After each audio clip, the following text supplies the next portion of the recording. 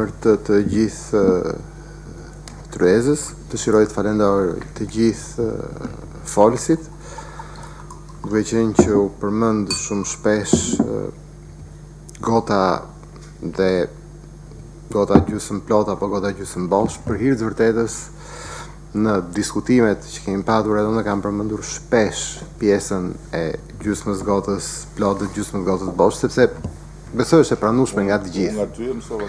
Besoj është e pranueshme nga të gjithë. Sot kemi një informacion që kur më parë nuk ka qenë i disponueshëm. Por a është i mjaftueshëm?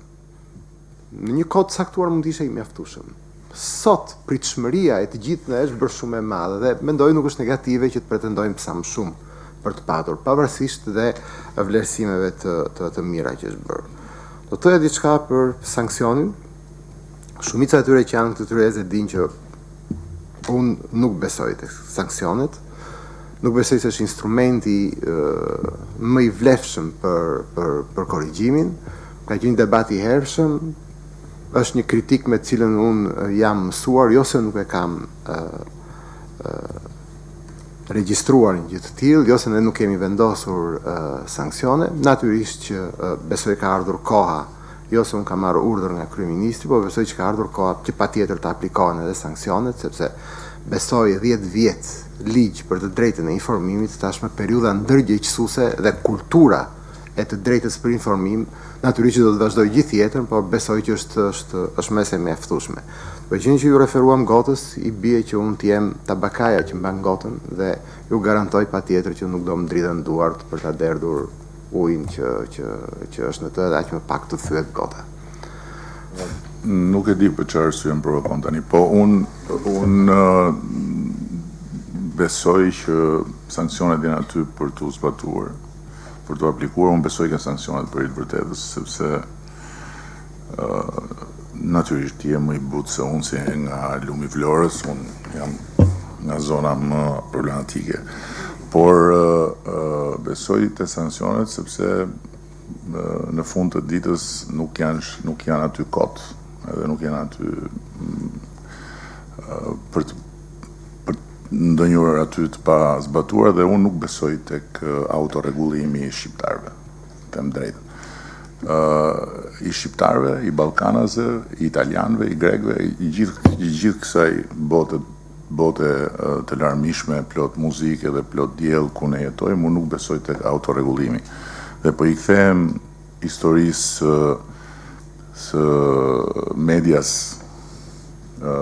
online, 5 vite më para, apo 6, apo tani se nuk e di sa, u bë një debat shumë i madh për një propozim shumë herë më modest se sa çfarë po gatuhet sot në Bashkimin Evropian për rregullimin e medias online.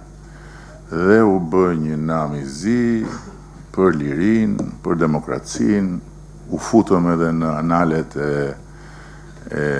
disa vendeve strict and fair në Europë që na e lanë si gozhd aty ligji i medias, që ne asnjëherë nuk e shtym në një proces zbatimi, po thjesht ishte një draft ku kërkoshin disa gjëra shumë elementare, që nga deklarimi i personit apo personave që janë mbrapa një portali,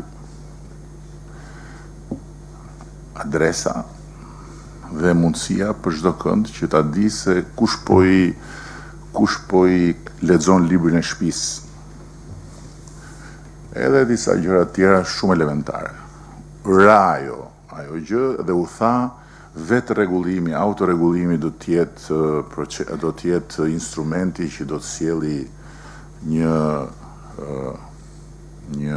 nivel tjetër në botën online. Siç e keni parë, jo vetëm që nuk ka pas vetë rregullim, po ka pas degenerim të vazhdueshëm gjithmonë më të madh. Kështu që megjithatë ne hoqëm dorë atëherë dhe nuk kemi ndërmend të rivëm dorë në këtë drejtim, përveç se mbasi Bashkimi Evropian ti ke thirrur mendjes vet plotësisht edhe ta ketë bërë gjën që duhet ta bënte me kohë, që po tenton tani, sepse tani të gjitha vendet e shohin që gjëja po del komplet jashtë kontrollit, që media online në tërësi flas, është bërë një territor ku ndërhyn edhe forcat që janë forca jo miqësore me Bashkimin Evropian, ndërhyrjet në zgjedhje, ndërhyrjet tu, ndërhyrjet atje, dhe normal, në qoftë se ti shtëpinë e lë pa dritare, pa dyer, pa çati dhe pretendon që të flesh rehat dhe askush mos të hyjë në shtëpi, atëherë beson në një botë që s'ekziston.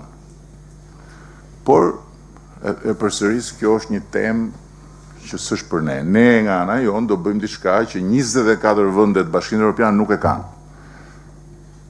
Në 24 vendet Bashkimin Evropian, shpifja dënohet penalisht. Ne do të heqim aspektin penal për gazetarët. Për të gjithë ata që jetojnë me informacionin dhe punojnë me informacionin. E di që nuk do të na vihet tek meritat që kemi në raport me Lirin, e kam shumë të qartë, nuk do të na enumëroni asnjëherë si një gest pozitiv në emër të Lirisë, por kjo nuk ka shumë rëndësi, sepse detyra juaj nuk është që të njihni meritat tona, detyra juaj është na thoni ne se sa gabim jemi. Kemi ndarë tash. Kështu që me gotën gjysmë plot ju uroj gëzuar vit në ri të gjithëve ju edhe të gjithë këtu që janë në sallë. Më falni për ndërhyrjen e dytë, po më provokoi komisioneri edhe gëzuar.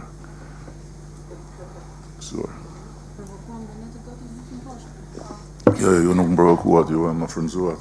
Provokuam nga ato që ta thyen, për të reaguar.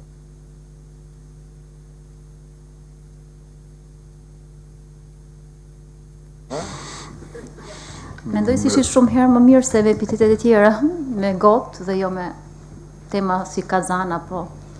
Megjithatë do t'i kryeministër nëse Tashi po provokohet komisioneri. Kazani është një term, mos gabohem unë tani. Që t'jemi, sepse tash ju flisni për saktësi informimi apo jo. Kazani është një term i vitit 2017, mos gabohem. Mirë, por nga që ka qenë termi i duhur, ju ka mbetur në mendje. Dhe ky ka qenë dhe qëllimi, që t'ju mbetet në mendje dhe mos kemi nevojë t'ja u përmendim më, e kupton? Kështu që unë se kam përmend më, por kam mbetë në mendje. Dhe po të pyesësh popullin shqiptar, populli shqiptar e konfirmon dhe sot. Natyrisht që nuk është e gjitha Kazan, por më mirë ta mbyllim këtë tani Besnik si thu. Se plotësisht dakord, nuk do doja të provokoja më sepse besoj një gjë që do vlente dhe do vlente kontributi juaj është në përformulimin e nenit ku ne do të bëjmë dekriminalizimin e shpifjes për gazetarët. Jo për politikanët dhe jo për të zgjedhurit. Kush zgjedh nga populli duhet të dënohet nëse shpif. Kjo është bindja jonë. Ndërkohë që kush punon për të informuar popullin për ne të zgjedhurit duhet të shpif pa u dënuar. Atëherë, nuk më mbetet gjë tjetër, veç se t'ju falenderoj të gjithëve për këtë tryezë diskutimi. Do të përpiqem të ri brenda vetëm falenderimeve, sepse çdo fjalë tjetër mund të provokojë rihapjen e debatit dhe jemi jashtë afatit dhe jemi jashtë orarit. Pa tjetër, do ta mbajmë në konsiderat, por ambasadorët rinë atje.